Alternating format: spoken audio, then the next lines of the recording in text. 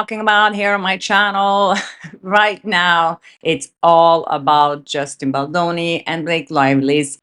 Hi besties, I am Zuriyata Bashan Lashari with Corevanta. Today we should discuss. The courtroom was silent that morning, the kind of silence that doesn't ask for attention, but demands it.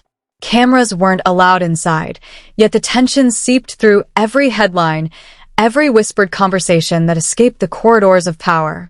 Blake Lively sat poised, her expression unreadable, her legal team arranged like chess pieces in a battle far more psychological than legal. Across the aisle, Justin Baldoni kept his composure, his calmness a weapon in itself, surrounded by documents that now define the thin line between truth and ruin. What had once been a creative partnership filled with enthusiasm and promises had collapsed into an avalanche of accusations, defamation, extortion, coercion, manipulation, words heavy enough to dismantle reputations that took decades to build. As the judge entered, every reporter in the room knew that this wasn't just another Hollywood dispute. This was a trial that could rewrite the narrative of how power, gender, and influence intertwine beneath the glamour of celebrity culture. Outside, the media turned the story into theater. A headline war painting Lively as either the victim of a manipulative industry or the orchestrator of a deception so intricate that even those closest to her were left questioning what was real. It all began with a film deal, or at least that's what the surface suggested. Behind closed doors, the story evolved into something far more sinister. Documents later revealed a pattern of miscommunication and misrepresentation that blurred professional boundaries. Lively's legal filings painted Baldoni as controlling, emotionally coercive, and verbally abusive, while Baldoni's counter-narrative described a woman wielding media power to twist public sympathy and deflect accountability. The deeper investigators dug, the clearer it became that both sides were playing a game, not of justice, but of perception. Every statement was drafted not just for the court, but for the court of public opinion. The courtroom transcripts read like a screenplay, one that exposed how image-making had become both sword and shield in modern celebrity warfare. Brian Friedman, the high-profile attorney known for his meticulous defense strategies, emerged as a crucial voice in reframing the narrative. His analysis of the court's findings didn't just dismantle certain claims, it questioned the entire moral infrastructure of celebrity-driven justice. He pointed out that what the public saw, those victory headlines for Lively, was not an acquittal or exoneration, but a temporary PR success built upon selective interpretation. The so-called win had less to do with legal substance and more to do with timing, how quickly a narrative could be deployed, amplified, and believed before facts could catch up. This wasn't about law anymore, it was about control. And the battlefield was visibility. Sources close to the production company recalled heated exchanges during pre-production phases, disagreements over creative rights, marketing direction, and the emotional tone of certain scenes. What appeared to be professional differences escalated when internal memos surfaced, suggesting that key decisions were influenced by personal grievances rather than artistic judgment. Lively, known for her sharp instincts and perfectionist approach, reportedly clashed with Baldoni's methodical, empathy-driven directing style. The collaboration, which once symbolized Hollywood's progressive partnership model, slowly morphed into a toxic feedback loop of mistrust and ego. By the time filming wrapped, both camps were documenting every interaction, anticipating fallout rather than success. And that fallout came with devastating precision. When Lively's legal team announced their claims of coercive control and emotional exploitation, the internet erupted. Supporters rallied behind her instantly, interpreting her silence as resilience. But for those within the industry, something felt off. The language, the timing, and the choice of legal framing hinted at strategic positioning rather than spontaneous truth. Baldoni's camp was slower to respond, perhaps too cautious in the initial phase. But when they did, their statements carried a tone of deep restraint, the kind that suggests both frustration and evidence waiting to be used. The release of certain legal correspondences months later would confirm that the case was far from one-sided. The issue wasn't simply who was right or wrong, it was who had more to lose by being perceived as either. This is where Hollywood's machinery began to reveal its darker mechanics.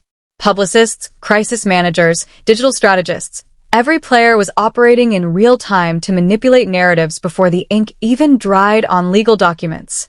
A single word misinterpreted could shift millions of opinions overnight. Friedman's legal commentary dissected this manipulation with surgical precision. He described the ruling as an incomplete victory based on public misunderstanding, implying that while certain claims were dismissed, the court never confirmed the deeper allegations that headlines celebrated. It was a masterclass in selective storytelling, an art form perfected by PR strategists who understood that perception, not truth, dictates survival. Off the record, insiders whispered that the fallout had little to do with abuse or extortion and everything to do with contractual power. There were allegations of financial disputes, profit-sharing disagreements, and intellectual property ownership battles, all dressed in emotional language to disguise business warfare as personal grievance.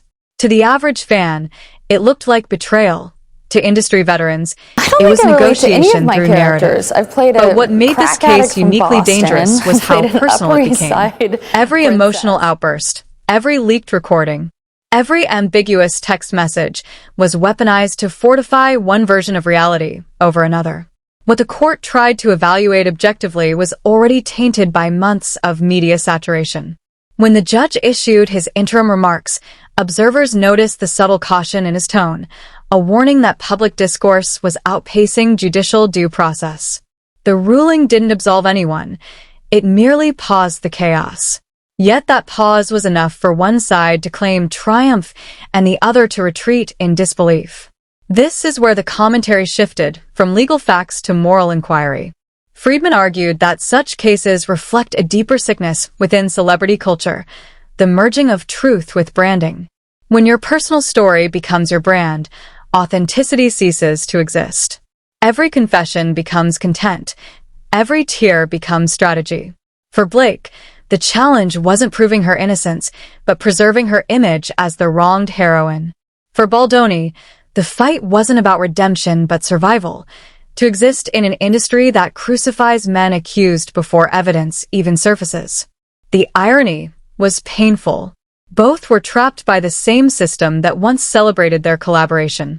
The very institutions that nurtured their success, studios, media outlets, fan networks, now fed on their downfall. As one entertainment journalist put it, this wasn't justice. It was monetized outrage.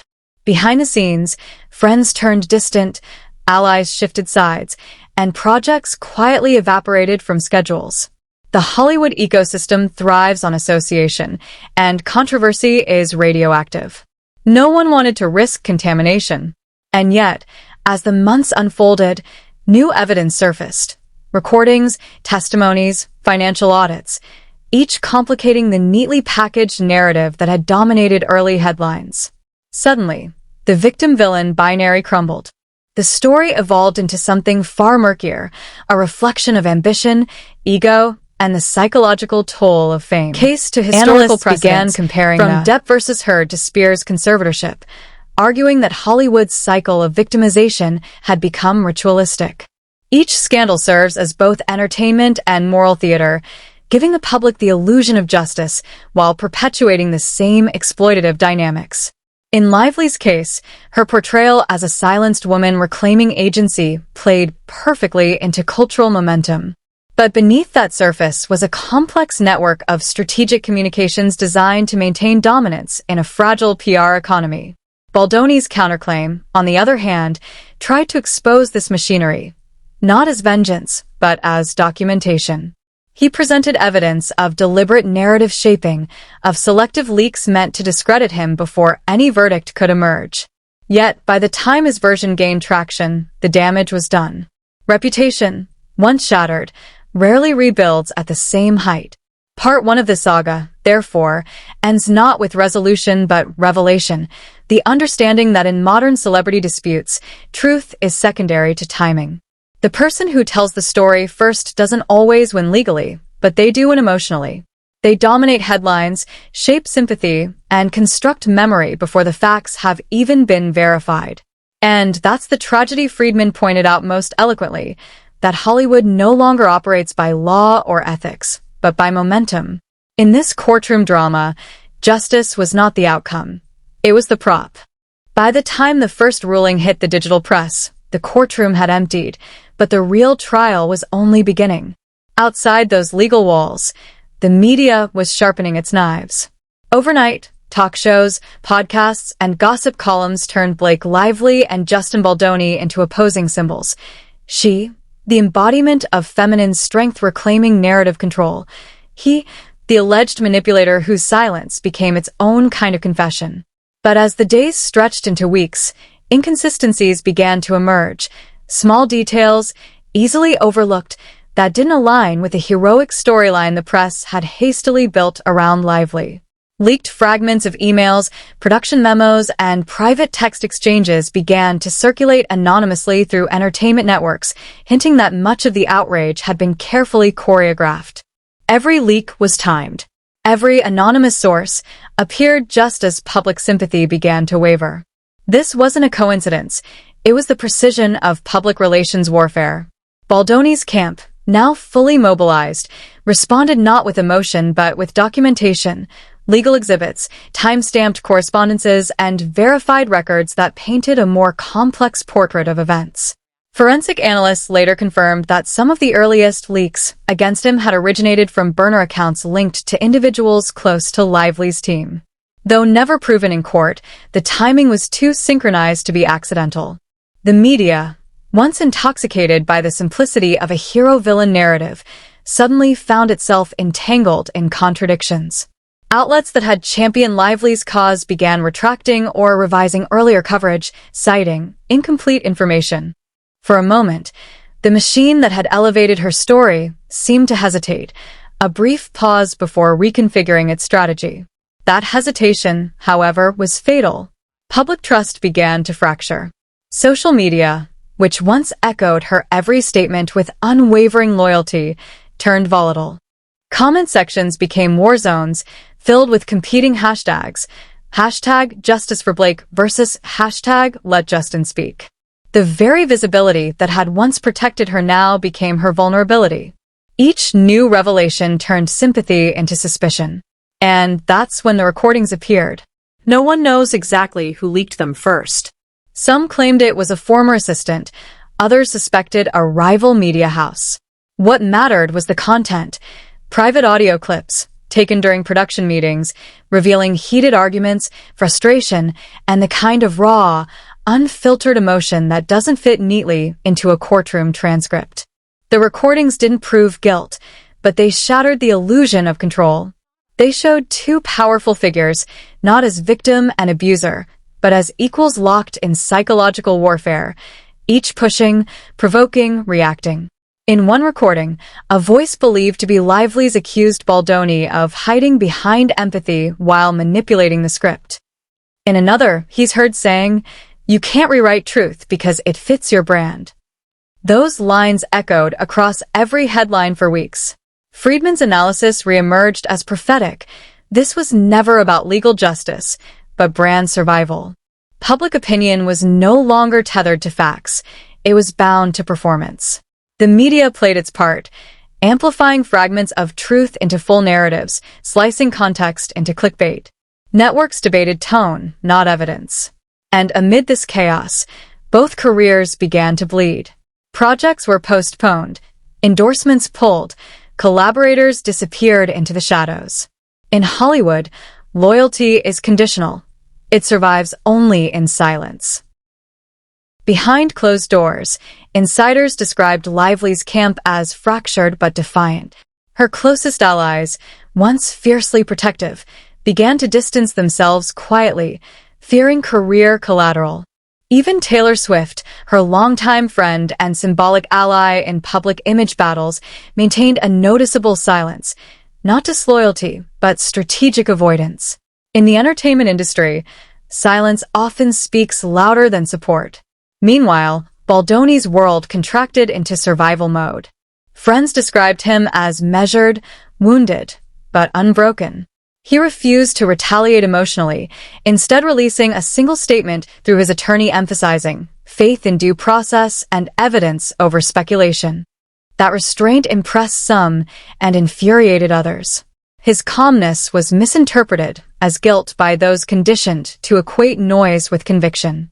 But quietly, his legal team compiled a counteroffensive, not for tabloids, but for the eventual reckoning that everyone knew was coming.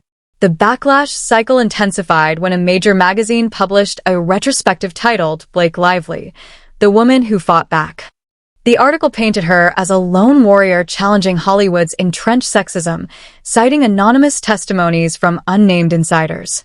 Within days, another outlet published a rebuttal, The Case Against the Narrative, How Hollywood Spins Its Victims.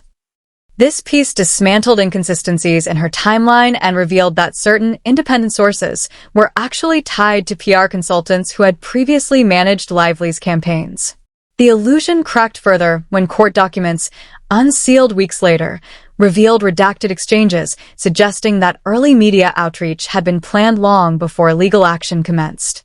The revelation didn't just undermine her credibility, it exposed a system built on manipulation disguised as empowerment. In the chaos, one question began circulating among legal analysts and journalists alike. Had the movement for justice become a marketing strategy? Friedman addressed this directly in an interview. He explained that while emotional truth is valid, legal truth is verifiable, and when those two conflict, one must yield.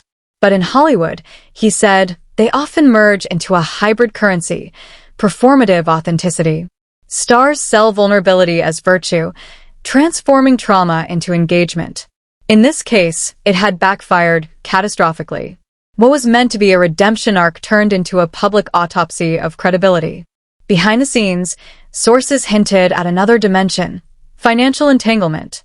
Production budgets had overrun, investors were agitated, and both camps had differing interpretations of creative control clauses.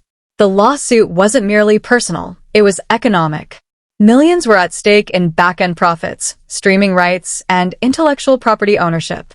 The emotional framing of abuse and control conveniently deflected attention from these fiscal disputes.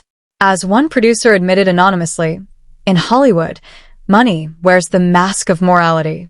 Whoever controls the moral narrative controls the budget. By that logic, the public war wasn't about justice at all. It was about who would walk away with creative ownership intact. Then came the internal betrayal. An insider from within Lively's media team allegedly sold private emails to an international outlet.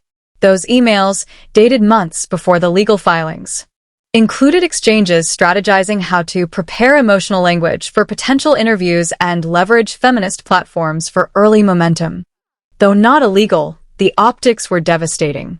What had been portrayed as spontaneous truth-telling now appeared premeditated. The industry responded with quiet horror. Suddenly, the same publications that had glorified her silence began questioning her sincerity.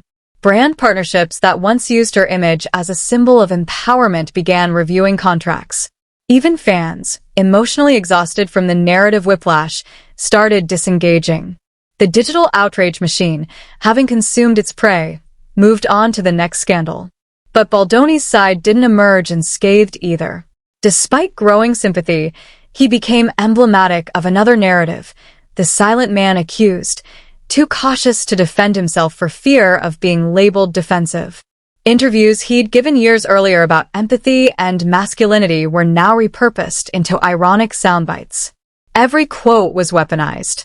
It didn't matter that his evidence contradicted most of the sensational claims.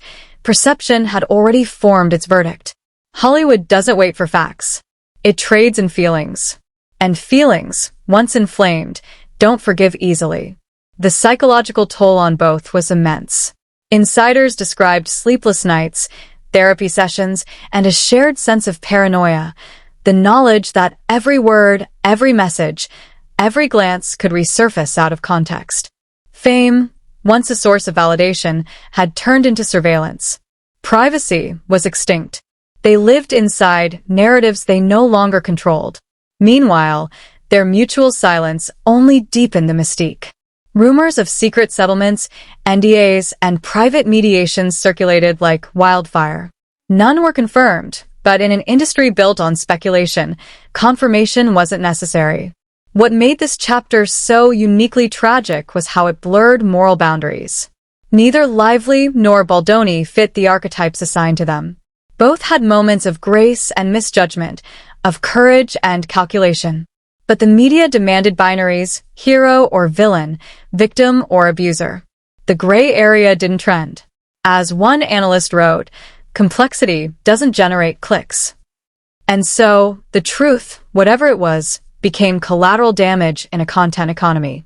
As Friedman later summarized in a post-trial interview, justice in celebrity culture isn't about who's right, it's about who's left standing when the noise dies.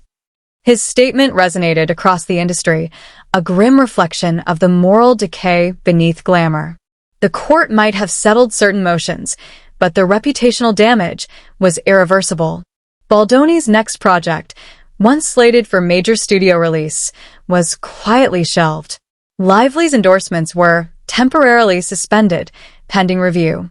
Public fatigue set in, the inevitable aftermath of moral oversaturation.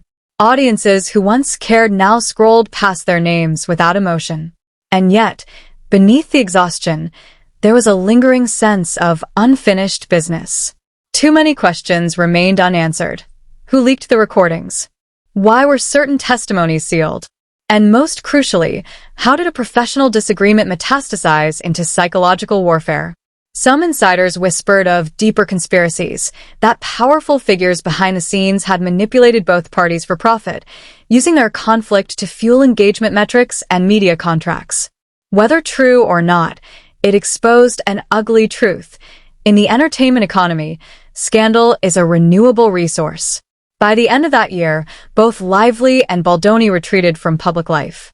Social media accounts went dormant. Public appearances ceased. What had begun as a lawsuit ended as mutual exile. The same fans who once fought in their defense now debated whose silence felt more authentic. Hollywood moved on, but the moral wreckage remained, a cautionary tale about what happens when personal trauma becomes public currency. In the end, neither side won. The system did. And as Friedman's final remark echoed through every analysis, you can't litigate morality, only monetize it. It became clear that the Blake Lively versus Justin Baldoni saga wasn't just about two people. It was about the collapse of truth in an era where narrative is the new evidence. Months turned into a year, and the echoes of the Blake Lively versus Justin Baldoni case still lingered like a low-frequency hum beneath Hollywood's bright facade.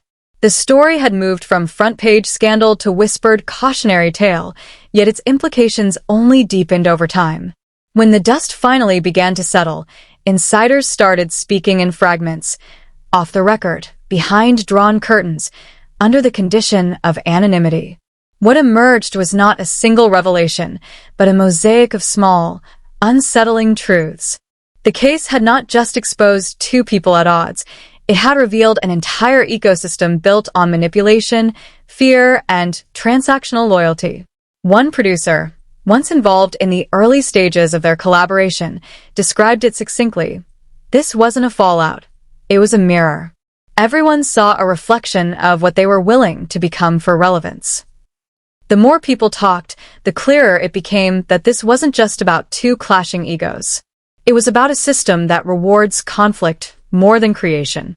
Hollywood thrives on narratives, redemptions, downfalls, comebacks. But rarely had a story so perfectly embodied the moral rot beneath the glamour. The entertainment complex had commodified authenticity, turning every confession into an algorithmic opportunity. Lively's emotional vulnerability, once weaponized to frame her as a wronged woman, was later used against her as evidence of artifice. Initially interpreted as stoicism, was later reframed as evasiveness. Every reaction was dissected, every motive assigned. The truth became irrelevant. Only the performance of truth mattered. When internal audits of PR firms leaked months later, revealing contracts detailing crisis narrative structures and emotionally responsive story rollouts, the industry pretended to be shocked. But it wasn't news to anyone who'd been paying attention. In the modern entertainment economy, perception is not a byproduct, it's the product. Brian Friedman, now a central figure in the post-scandal analysis, became one of the few voices attempting to dissect this phenomenon without bias. In a televised legal symposium, He spoke about the collapse of boundaries between justice and marketing. He explained that celebrity litigation often occurs in two simultaneous arenas: the courtroom, governed by evidence, and the internet, governed by emotion. The problem, Friedman said, is that the public renders its verdict long before the judge does, and that verdict shapes careers, finances, and futures in ways no legal appeal can reverse. His statement struck at the core of what had gone wrong. Both Lively and Baldoni had entered the process seeking validation from truth, but truth had no platform left to stand on. Their stories had been repackaged, monetized, and weaponized before the first affidavit was even filed. The ripple effects extended beyond their immediate circle.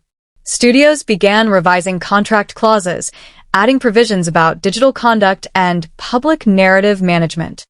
Publicists rebranded themselves as crisis architects. Legal firms expanded their departments for reputation control. In a perverse way, the Lively Baldoni case didn't reform the system. It professionalized its corruption. The very chaos that destroyed them became a blueprint for managing future scandals. The next generation of stars would be taught not how to act or direct, but how to preempt a narrative collapse. Hollywood had learned the wrong lesson. Meanwhile, both protagonists lived in carefully curated isolation. Lively's return to the public eye came quietly, a philanthropic appearance for a children's foundation, her tone subdued, her smile restrained. Gone was the effervescent confidence that once defined her persona. She spoke briefly about growth through pain and the importance of speaking one's truth, but there was a visible fatigue behind her words. Critics described her demeanor as muted, almost ghostly. She didn't address the lawsuit directly. She didn't need to. The silence spoke volumes. Those who'd once rallied behind her now watched cautiously, unsure whether to celebrate her resilience or question the authenticity of her redemption. Baldoni's reemergence was even more discreet. He took on smaller, independent projects, focusing on documentaries about empathy, masculinity, and forgiveness. In one rare interview, he said, "Sometimes you lose everything to remember who you were before it all mattered." The quote went viral, reframed as an inspirational mantra, yet beneath its simplicity lay an exhaustion that only those who had been through public crucifixion could understand. His friends noted that he had become obsessively private, refusing to engage in any discussion of the case even when provoked. In an age that demands confession as currency, his silence was both rebellion and self-defense. Then came the unredacted documents, the ones that changed everything. Months after the case had seemingly ended, a court clerk mistakenly released an unsealed version of a confidential deposition transcript. Within hours, journalists were dissecting its contents. The transcript revealed that several of the most inflammatory claims in Lively's filings had been unsupported by corroborative evidence, a subtle but devastating phrase in legal terminology. While the court had never formally ruled her statements as false, it confirmed what many suspected. The narrative of absolute victimhood was, at best, incomplete.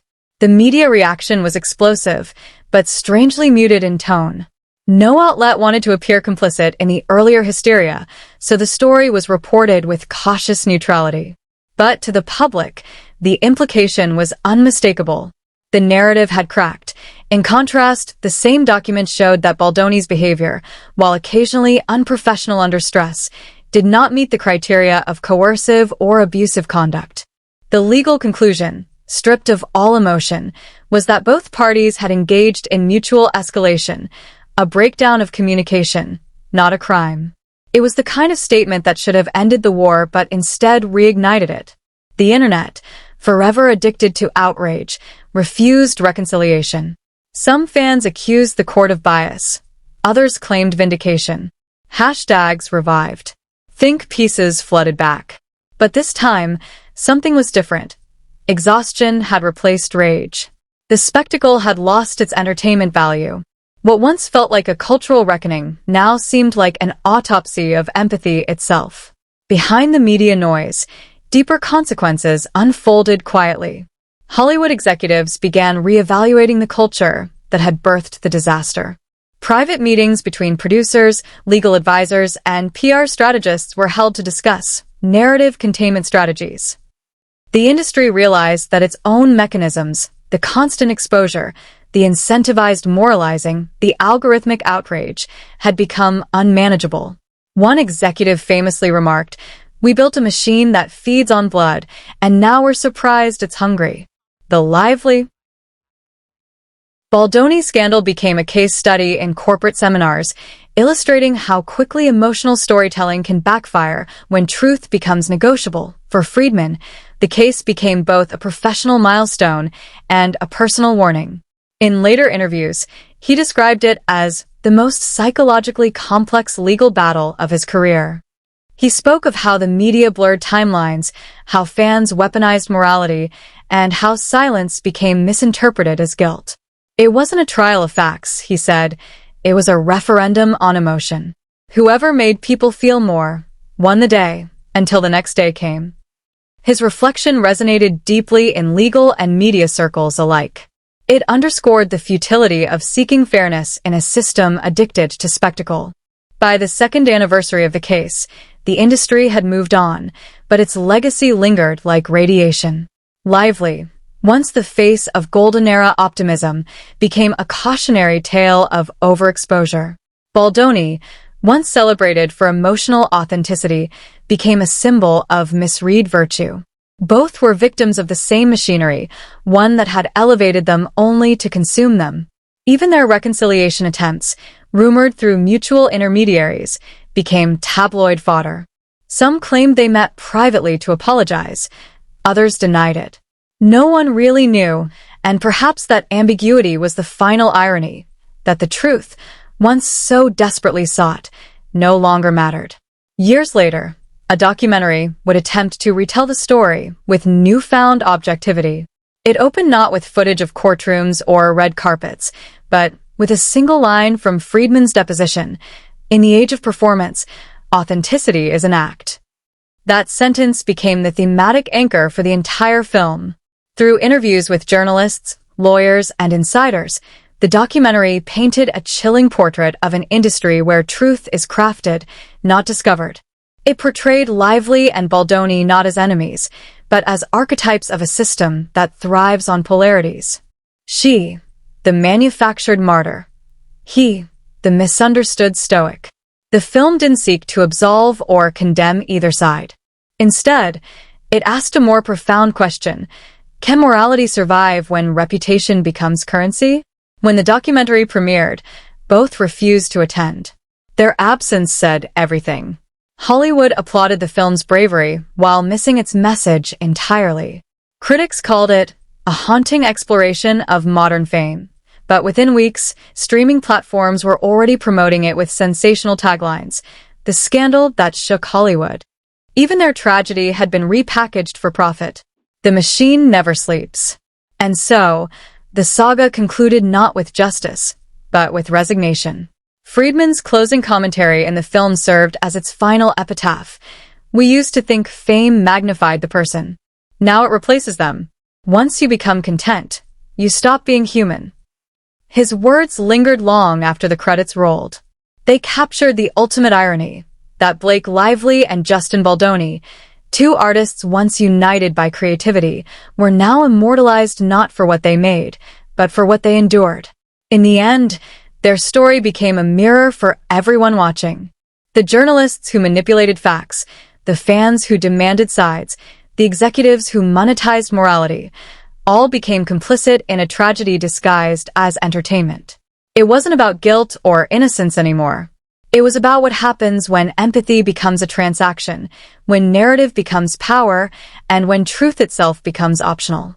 The Lively Baldoni case will be remembered not for its verdict, but for what it revealed: that in Hollywood, there are no heroes, no villains, only stories waiting to be sold. And as the final line of Friedman's statement echoed through the courtroom archives, justice is no longer blind. She's on parole. The lights of the scandal finally dimmed, leaving behind a haunting lesson that in the pursuit of image, humanity is the first casualty. I've created a second YouTube channel called Play Sport 5. It's completely focused on cricket content, including highlights, short clips, and exciting match moments. Please check it out, subscribe, and leave your comments. Your support means a lot. Thanks for watching. Subscribe my channel Corevanta for more updates with Sardar Zuriya Boskan Mashari.